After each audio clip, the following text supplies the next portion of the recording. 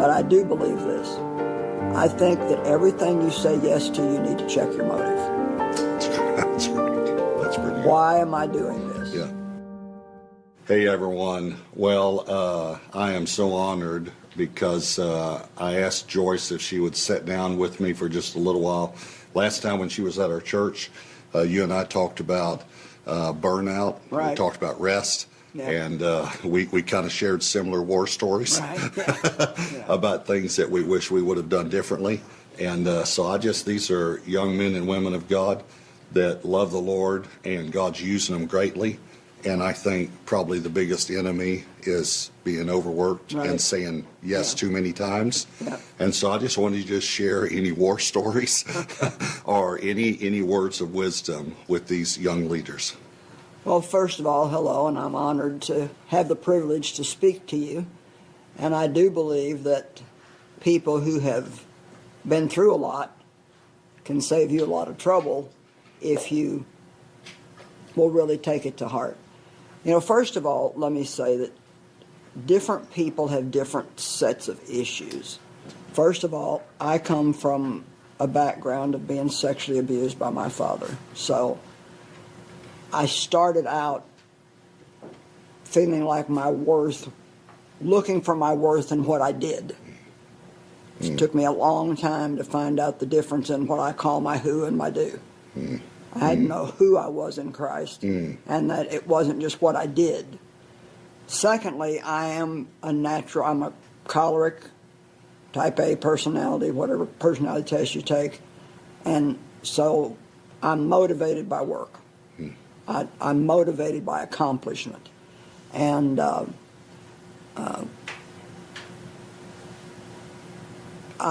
lot of people didn't think that I would be able to do what I felt like God was calling me to do, and so maybe there was a part of me that just wanted to prove to them that they were wrong. But I've been teaching now for 45 years, and the first 5 years were not hard. I just taught a couple of home Bible studies a week. Then I went to work at a church for 5 years, and it got a little bit harder because it was back in the 80s when the Word and Faith movement was going on, and we were having week-long camp meetings, and, you know, just busy, and just never doing anything but going all the time. And then when we started Joyce Meyer Ministries, then you have a whole nother set of responsibilities. You've got the financial responsibility. You've got the being afraid half the time nobody will come, and trying to hear from God and know what you should do, and know when to step out, what the right timing is. And so I can literally say that until 4 years ago, pretty much all I did was work. Wow. And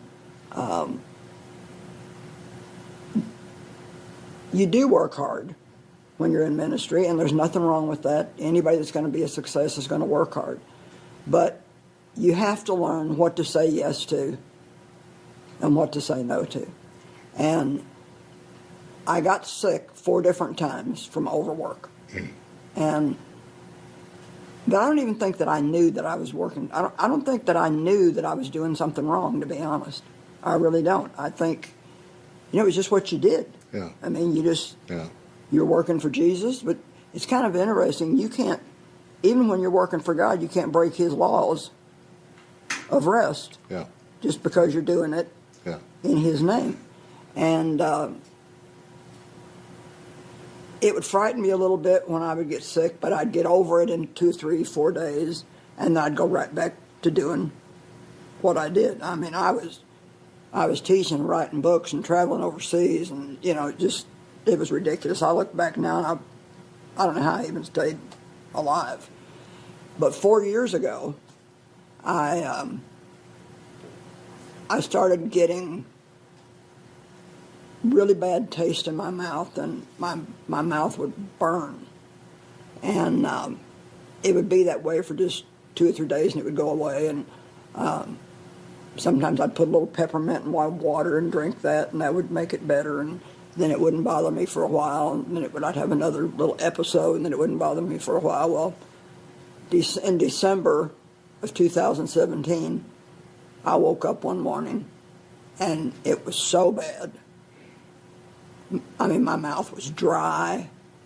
I could hardly speak. I felt like my roof of my mouth and my tongue was on fire.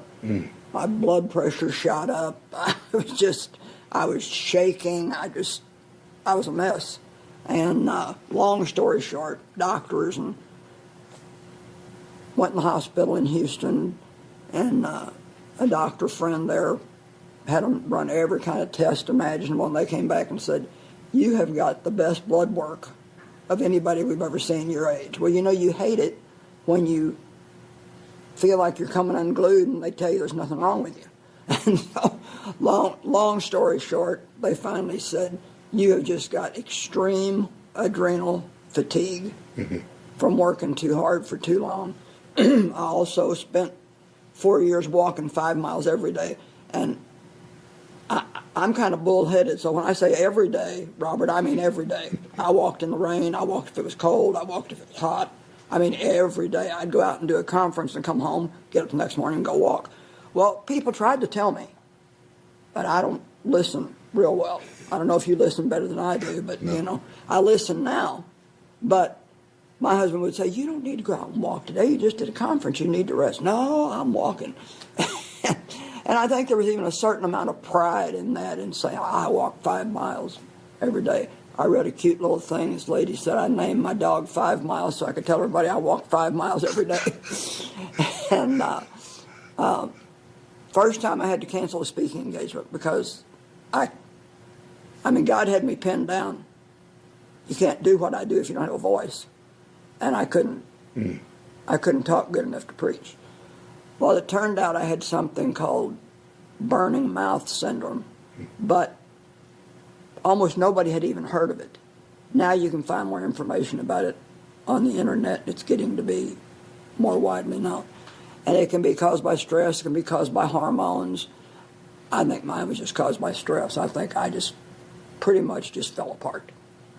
And so when I read your book, Take the Day Off, and you said you found yourself on the closet floor crying because you didn't have any clean underwear. I didn't want you to bring that up, but that's okay. I thought, been there, done that. And I just got, so the diagnosis was extreme adrenal fatigue, and my prescription was rest for 18 months. Rest for 18 months. My first comment was, "Well, what do you do when you rest for 18 months?" And so the doctor, that was a friend of mine, happened to be Paul Osteen, and he said, "That's your problem." It's like doing. And when I look back, I'm not sorry that I worked hard, but I wish that I would have said no to things that I could have and should have said no to. Part of it was trying to prove my worth and value. Part of it was just that I'm a hard worker. Part of it was people pleasing. And when you reach a certain place, everybody wants you to do them a favor. And that gets hard, because when you have people that you love and they're friends and they ask you for a favor, you feel like you should do it, but there's not just one of them. There's hundreds of them. And, can you forward my book? Can you, all these different things. Can you come to my conference? And then I went through the stage, well, God told me that you're supposed to be. And I finally thought, well, God didn't told me, and so I'm not going to do it unless he tells me.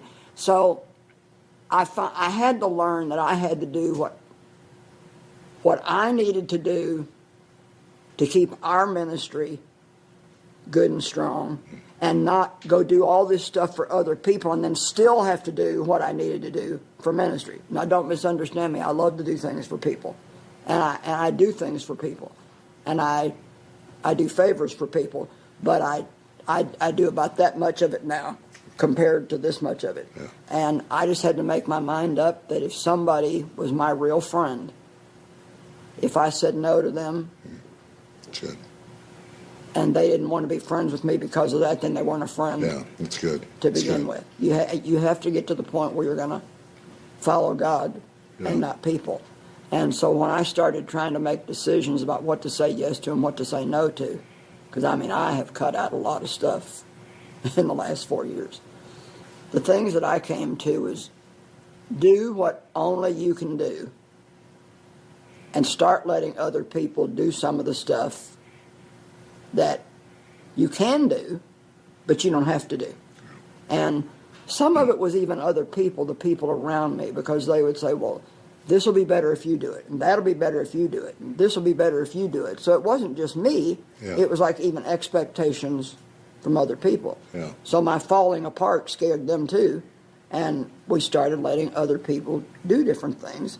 And so now I basically do my writing, I do my television, I do my conferences, I preach at a handful of churches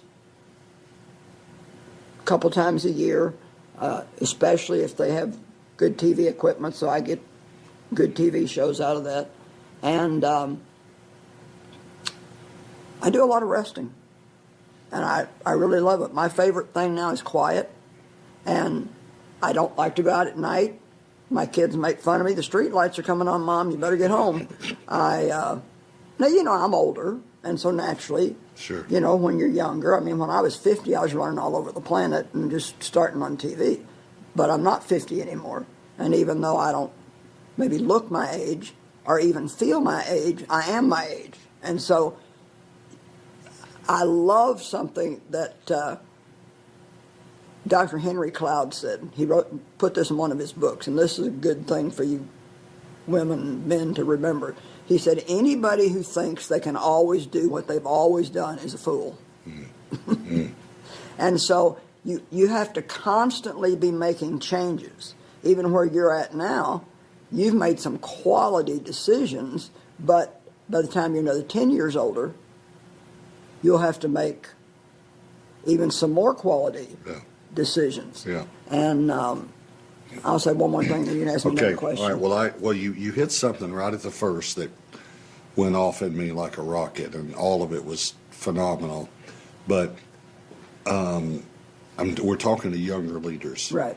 And when I was younger, and I started getting the invitations from the big people, I just couldn't say no to. I know exactly what you mean. And it was in me, it was an inferiority complex. Mm-hmm. It was something I grew up with.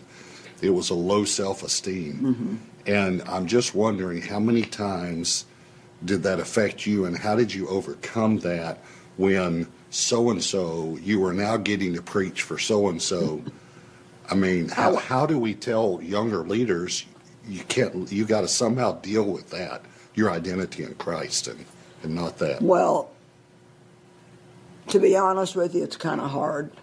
Sometimes people just won't listen until they have some experiences themselves. I know I've talked to younger people that are just on fire for God, that are doing phenomenal things, and I watch them just go and go and go and go and go. And I've tried to talk to them, and sometimes they just won't listen. And they say that a lot of people that have been abused or who have inferiority complexes make great leaders because they will work until they almost die trying to prove that they're worth something. Yeah. And you can do more. The people we're talking to are young, and they can do more. And you can do it for a period of time, and any time you're going to start a new ministry, you're going to work hard. You're going to work really hard for a long time getting it up and running. But God will start giving you warning signs. And that's what people have to pay attention to. Yeah. We don't... Well, what do I mean by warning signs? Okay, let's just say a lot of ministers have problems in their marriages. Get into affairs, get divorces, and all kinds of stuff.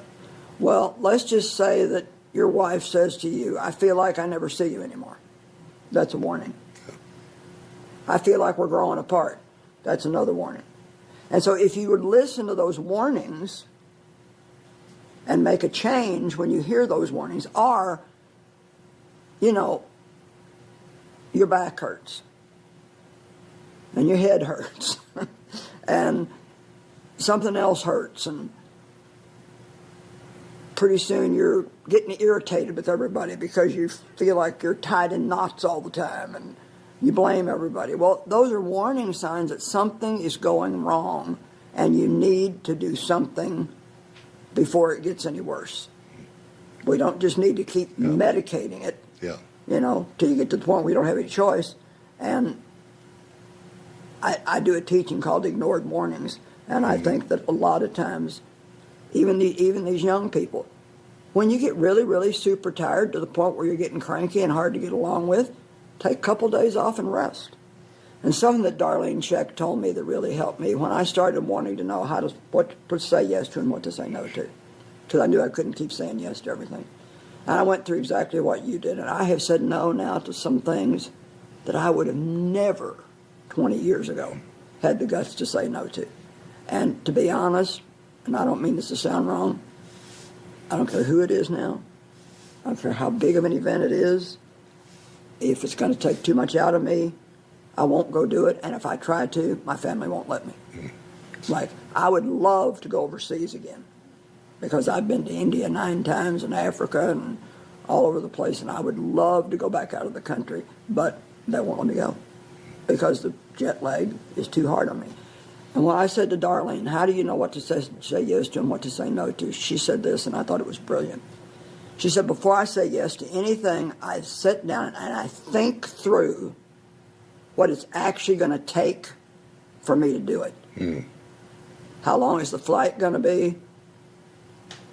How long am I going to gone from my kids? How many times am I going to have to change hotels? I mean, I went to Australia one time, and in 22 days, I preached 21 times. Well, that's stupid. Yeah. In 3 different cities. I look back now, and I think that was stupid. I could have preached 15 times and had a day of rest in between. Yeah. And so, like now, I'm getting ready to read an audio book, and that's a little hard on my voice. And so I used to do them in 2 days, straight through, get it done, bang, bang, move on to something else. Now I take a week, and I take a day in between to rest my voice. And so you can do so many things if you'll just add in that Sabbath. Like, what you said in your book was so brilliant about the Sabbath. It's a gift to us. It's not like a law that we have to follow. It's a gift to us, and that doesn't mean it has to be on Sunday, but we need that rest. It's a time to rest and rebuild and build your body up. But I do think that maybe people need to ask themselves, why do I feel that I need to do this? That's good. Why can't I say no? Yeah. Why can't I stop? I had Dr. Don Colbert told me one time, he said, you have kept the gas pedal to the floor so long that now it's stuck there and you can't get it off. And he said, your mind is stronger than your body. Now that's an interesting statement. It was like my body was crying out, help me, I'm sick. But my mind was so strong and I was so determined. And when you have a call from God in your life, you're passionate about it. I mean, you want to do everything you can to serve God. Yeah. But we do have to be careful in the kingdom that we don't just have the same problems the world does, where we're just trying to outdo somebody else and be the biggest and the best and the most and all that. So one more question, and then I'll let you close with whatever you want to close with. We're leaders in our organizations, pastors or organization, whatever it is. But you talked about your family. So I have a group that's my lead team, but then a friend of mine that's been friends 30 years. And I submit every speaking request to them. That's good. And it goes to them first, and only about 5% of it ever gets through. Because they know this isn't it. And we also sat down with Henry Cloud and said, what's God called you to do? How effective will this be? How efficient will this be? How much energy will this take? Yes. Kind of the ease he just took us through. So when you're the leader, would you recommend that you actually submit your schedule or somehow get input on your schedule from your family and your people around you who know you well and, Whatever way you do it, you have to be humble enough to listen to what some of the people around you are saying, especially if you respect them and you know that they love you. Yeah. And if I would have listened, even like those 4 years when I was walking 5 miles a day, I can't tell you how many people told me. My chiropractor told me you need to take a day off. My husband told me. My kids told me. And I did not listen to anybody. And any time that you're not going to listen to anybody, you're going to end up getting yourself in trouble. Now, whether they need to submit their whole schedule to somebody or not, I don't know. I think you and I have to do that at this point because we pushed ourselves to the point where we got sick. But I do believe this. I think that everything you say yes to, you need to check your motive. That's great. That's pretty good. Why am I doing this? Yeah. Why am I doing this? I had somebody just recently say, if you come, we'll give you thus and so honorarium. And it was big. And why can't take it just... Yeah. I'm losing my integrity if I take it just because of the money. Yeah. Because I wouldn't do it if... That's right. Yeah. So we have to ask ourselves why we're doing things and be honest, because God doesn't really care so much what we do as he does why we're doing it. That's good. So if our motive isn't right, am I doing this just to look like a big shot? Yeah.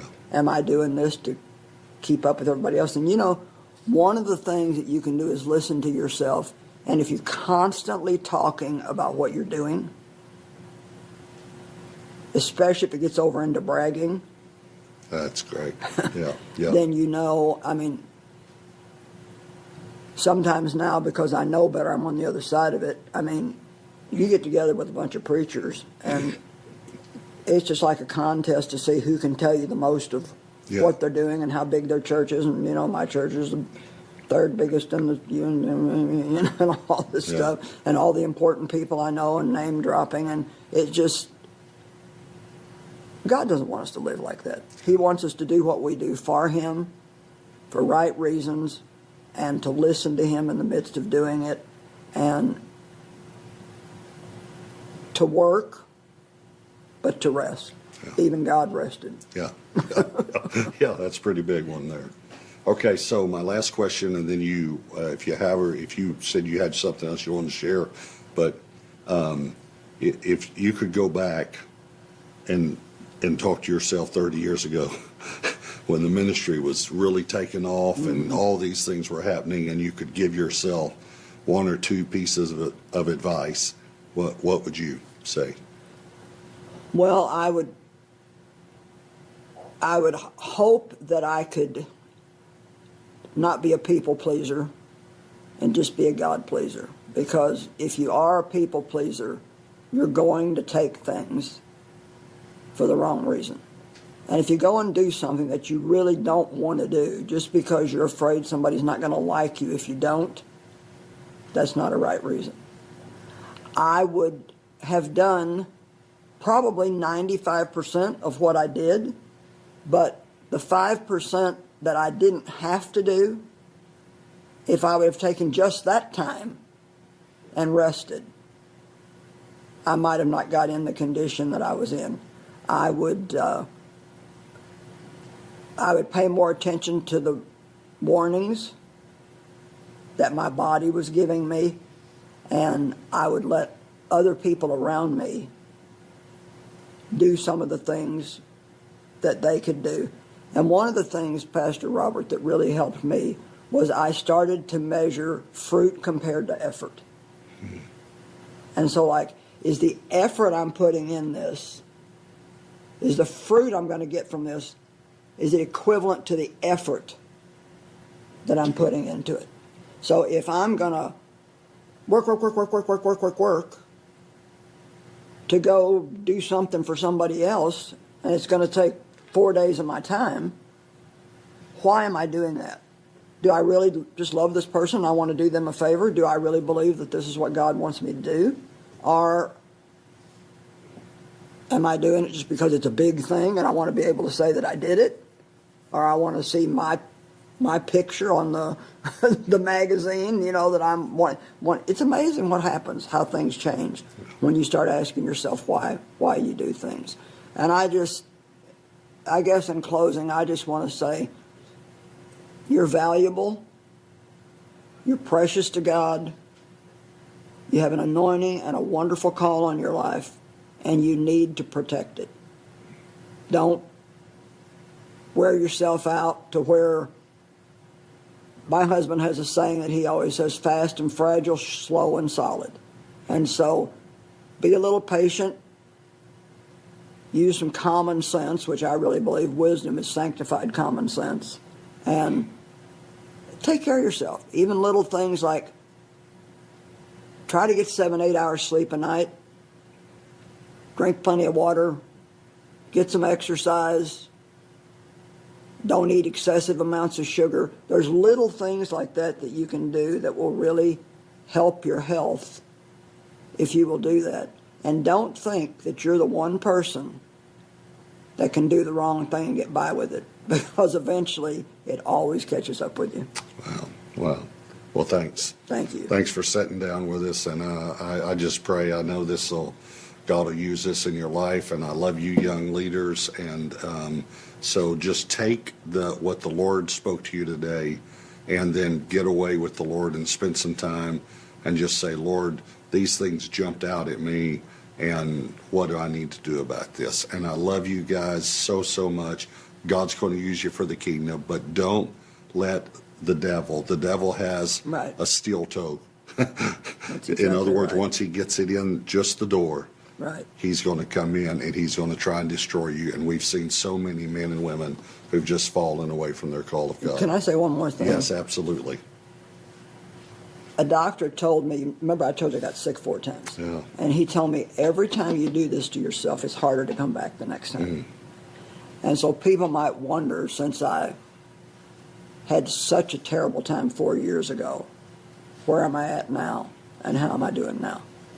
And I would say that probably on a scale of 1 to 10, I'm at about a 7. But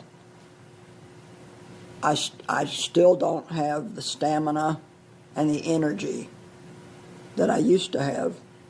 But in a way, it's probably God's blessing to me, because to be honest, if I did, I'm afraid I would go right back. So sometimes God will put a governor on us just to protect us, because we don't always have enough common sense to do what we should do. And I'm at the point now where I have to rest. If I don't, then I get myself in trouble. Well, unfortunately, I'm there too, after my incident 4 years ago too. Yeah. So, all right, well, I hope this helped you, and we love you very much. God bless you. God bless you. Hey everyone, I'm Pastor Robert, and thank you so much for watching my YouTube channel. Be sure to share what God is teaching you in the comments below so that it might encourage others. And click the subscribe button and then tap the bell icon so that you'll be notified every time a new video is posted. And don't forget, you can watch full episodes anytime right here on my YouTube channel. Thanks again for watching.